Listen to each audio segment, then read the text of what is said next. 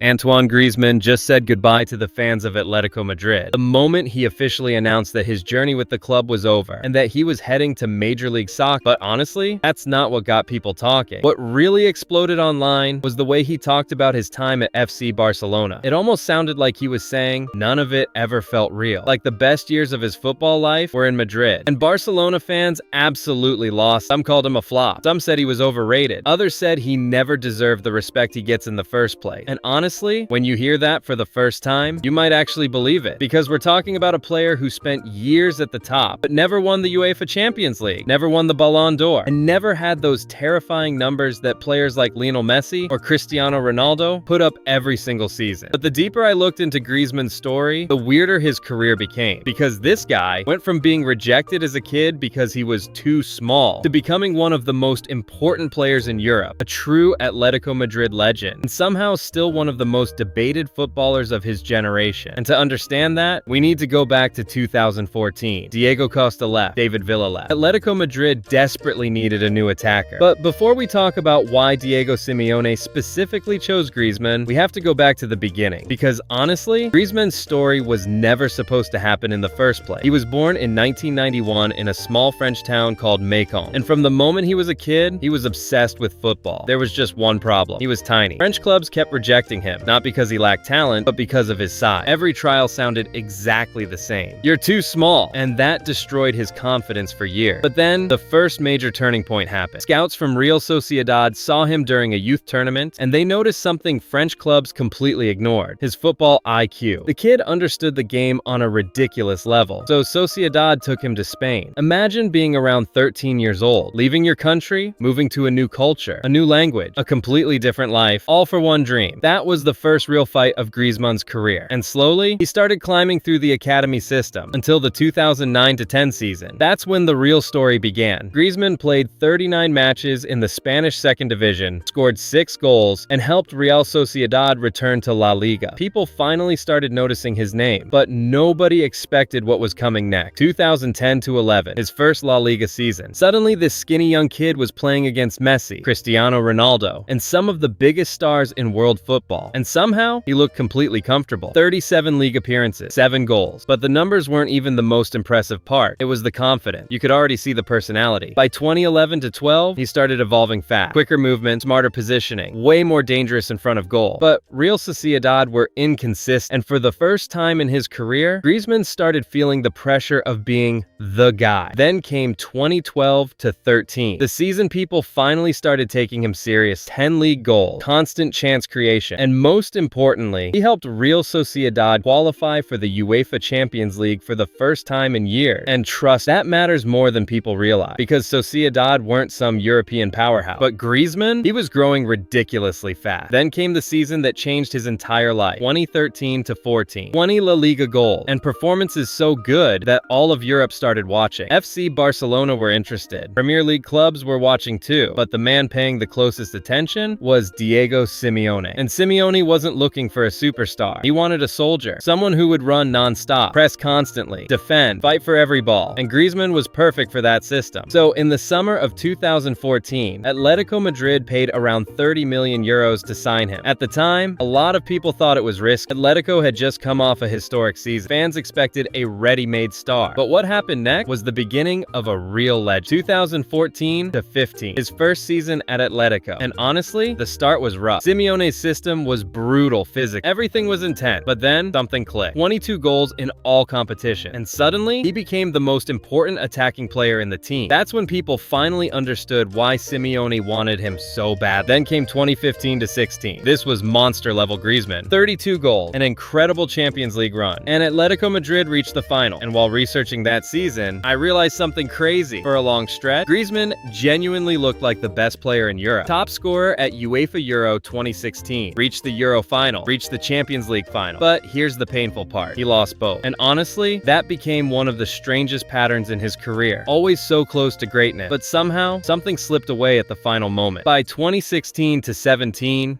people officially viewed him as one of the 5 best players in the world. His market value exploded. Ballon d'Or conversations started becoming serious. But Atletico were entering a tougher period. And still, Griezmann kept delivering. Goals, assists, defensive work, leadership. Then came 2017 to 18, one of the biggest seasons of his career, 29 goals.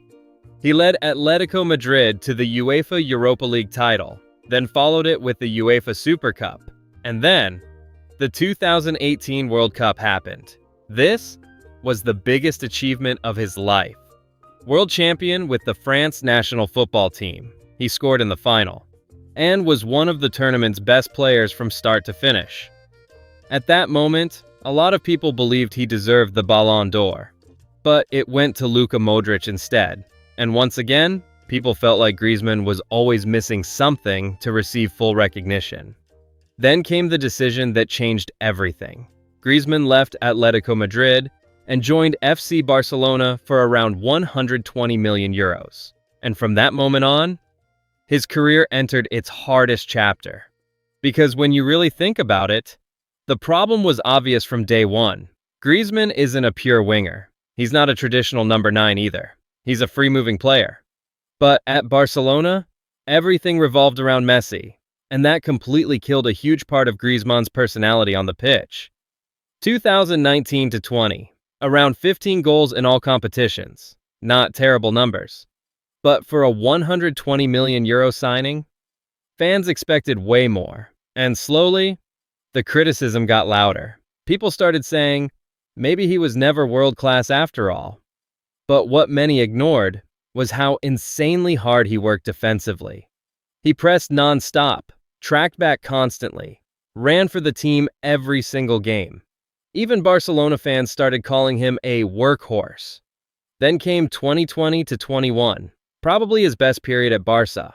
More goals, more assists, a Copa del Rey title, but even then, fans never truly felt like he belonged there, because deep down, the project was flawed from the beginning.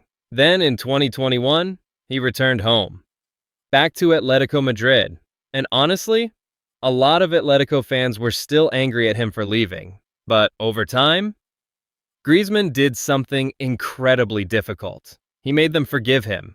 Season after season, he became the heart of the team again, creating, scoring, defending, leading. And eventually, he became Atletico Madrid's all-time top scorer, over 200 goals, hundreds of appearances, and a massive impact on an entire generation of Atletico fans. And with France, 137 international caps, 44 goals, a World Cup title, a UEFA Nations League title, and maybe the craziest part of all? He was one of the most physically reliable players in Europe for years. Injuries almost never stopped him. At one point, he even played 84 consecutive matches for France, which honestly tells you everything about the kind of machine he was. And in the end, whether you love him or not, whether you see him as a legend or a player who never fully reached the top, there's one thing nobody can deny. Antoine Griezmann sacrificed more for his teams than almost any player of his generation. He was never always the superstar grabbing every headline, but most of the time, he was the player coaches simply couldn't live without. And maybe that's the real reason Atletico Madrid fans love him so much, because some players are remembered for numbers, but Griezmann, he'll be remembered for the feeling.